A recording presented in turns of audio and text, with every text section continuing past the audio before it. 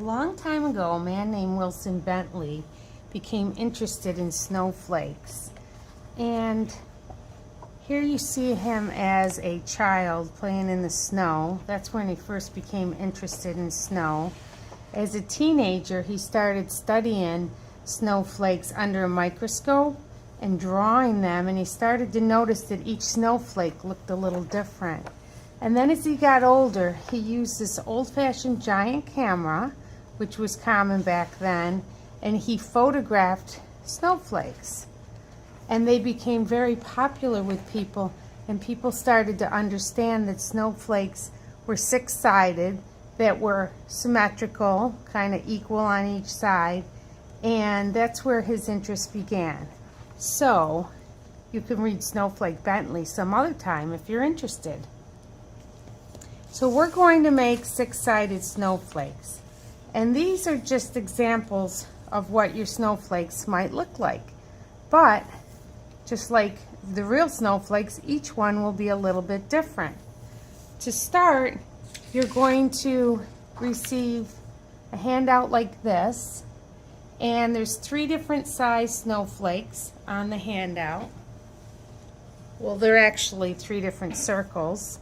And what you want to do is when you cut circles, it's very important that your thumb is in the small hole, your fingers in the big hole, and you're going to turn the paper as you're cutting. So my left hand is doing a lot of the work, and I move it every once in a while to show that it's easier to cut out a circle if you turn the paper. And see, my right hand is staying the same. I'm just opening and closing my scissors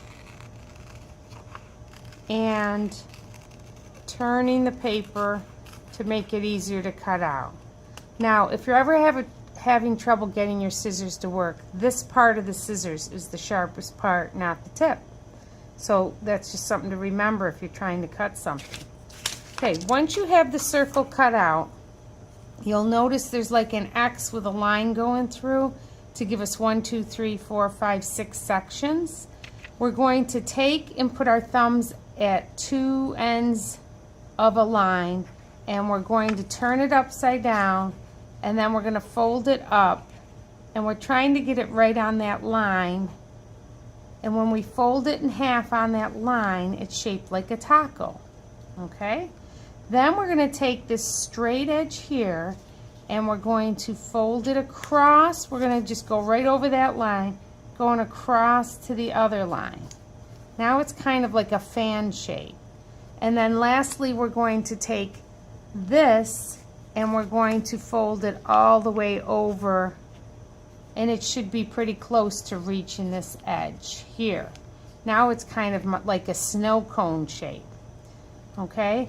So once you have done that, we've basically folded it into 6 sections. We're going to start forming a unique snowflake. First you want to take, and you're going to be cutting out a V. Some people like to draw it first. Cut out a V, cut from the curved edge into the point of the triangle. Then the next thing you're going to do is you can change this a little bit to make it fancier, but I want to show you what it looks like to prove to you that there's 6 equal sections. Okay? So here we have 1, 2, 3, 4, 5, 6 sections. So it's not very fancy, and I want to make it fancier. So I'm going to fold it back the way it was, and I'm going to change this from a straight line to a little bit of a fancy line. So I can do that in different ways. Maybe just snip some off. You want them to be about the same. And then I can go ahead and I can cut a little shape out of there and do the same on the other side. Some people draw it first. And you see we have a little notch out of each side, and I've cut the corners, but you can shape it any way you want. You want to collect your paper scraps over to the side.